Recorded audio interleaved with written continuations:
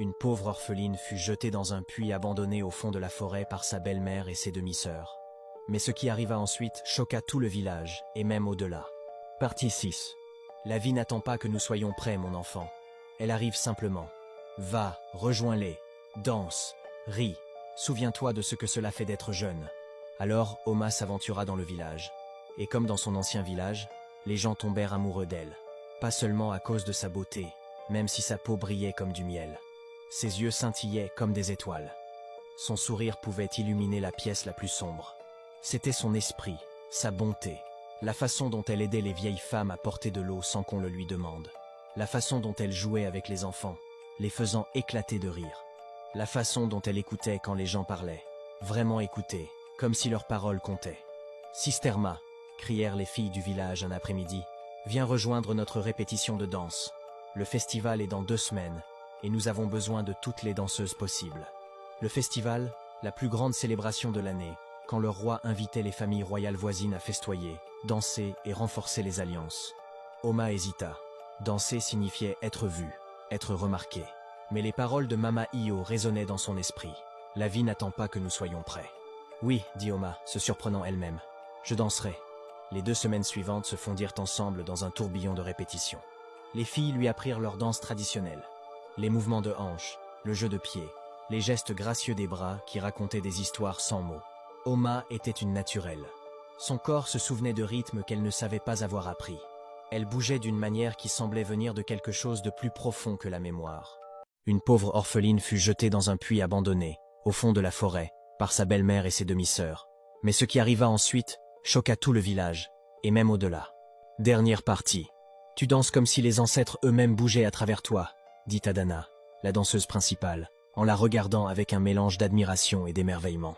Le jour du festival arriva avec des tambours qui commencèrent avant l'aube, leur voix profonde appelant le village à se réveiller, à célébrer, à se souvenir de qui ils étaient.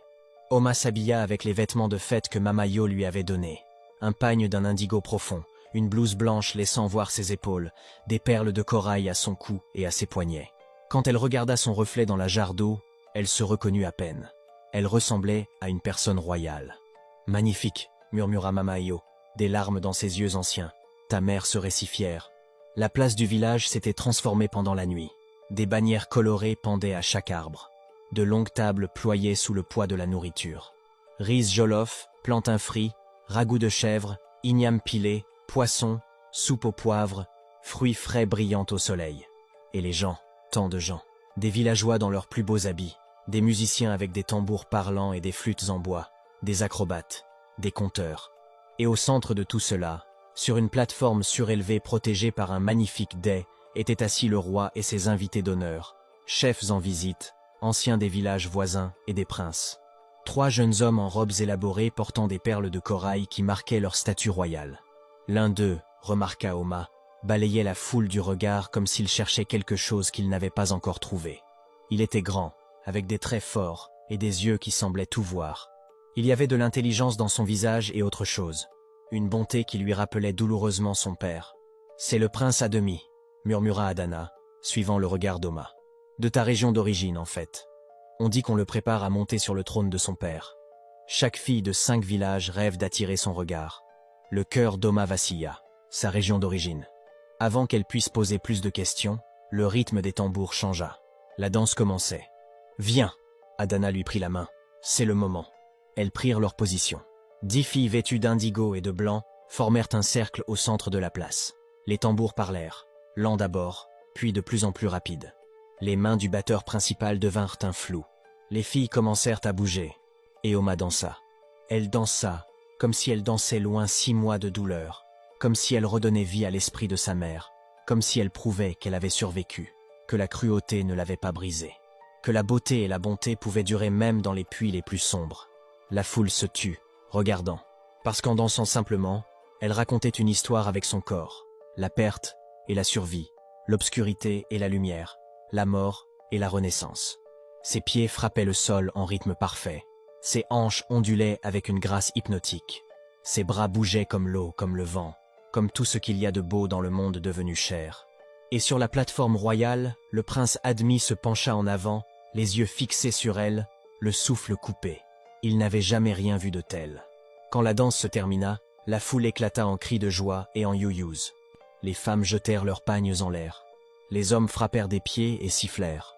Les filles s'inclinèrent, haletantes, en sueur, exaltées. Et Oma, en levant les yeux à travers ses cils, vit le prince à demi qui la regardait directement. Leurs regards se croisèrent. Quelque chose passa entre eux. Une reconnaissance sans se connaître. Une connexion sans comprendre.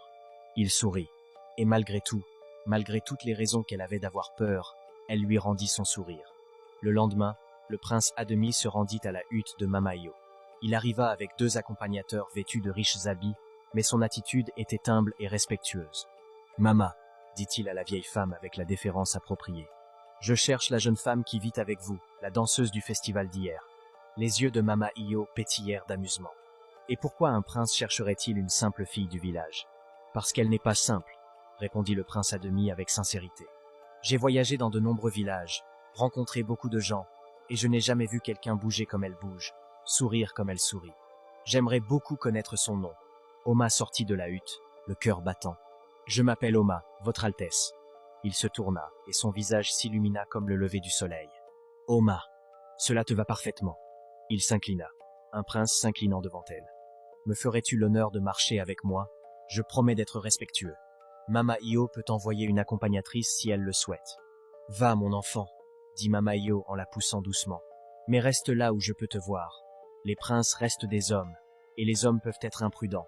Ils marchèrent à travers le village, parlant et parlant. Le prince à demi posa des questions sur sa vie, ses pensées, ses rêves. Il écoutait vraiment. Il lui parla de ses responsabilités, du poids du futur trône, de son désir de gouverner avec justice et compassion plutôt qu'avec la peur. Mon père dit qu'un roi doit être fort, dit-il alors qu'ils étaient assis près du ruisseau du village, les pieds dans l'eau fraîche. Mais je pense qu'un roi doit être sage, et la sagesse inclut savoir quand être doux. Ton peuple a de la chance d'avoir un prince qui pense ainsi, dit Oma doucement. Et ce village a de la chance de t'avoir. Il la regarda sérieusement. Oma, je sais que nous venons à peine de nous rencontrer, mais j'ai l'impression de t'avoir cherché toute ma vie sans le savoir. Est-ce étrange à dire? Non, murmura-t-elle. Ce n'est pas étrange du tout. Il vint la voir chaque jour après cela.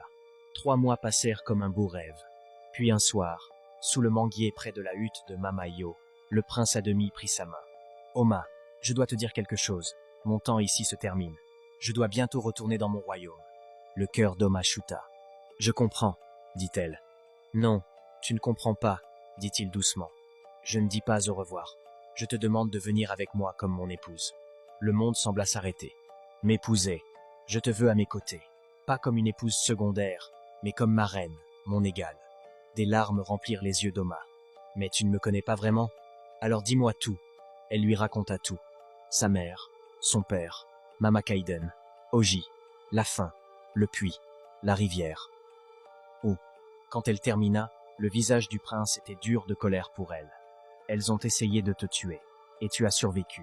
Tu es la personne la plus forte que j'ai jamais rencontrée. Le mariage fut planifié 3 mois plus tard dans son ancien village. Tu es sûr de vouloir y retourner? Demanda Mama-Io. Je ne fuis plus, répondit Oma. Mama-Io sourit. Alors ils verront ce qu'ils ont essayé de détruire. Le jour du mariage arriva. Toute la région était présente. Mama Kaiden et Oji vinrent aussi, bien habillés, sûrs d'elle. Le prince annonça. Je vous présente ma future reine. Oma s'avança. Elle portait un pagne de pure soie blanche brodée de fils d'or. Ses cheveux étaient ornés de fleurs fraîches et de perles précieuses. Sa peau brillait. Ses yeux resplendissaient. Elle ressemblait à une déesse. Mama Kaiden devint blanche. C'est impossible.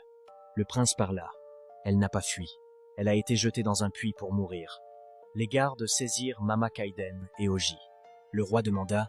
Ma fille, quelle punition mérite-t-elle? Toujours avec toi, ma fille. Toujours.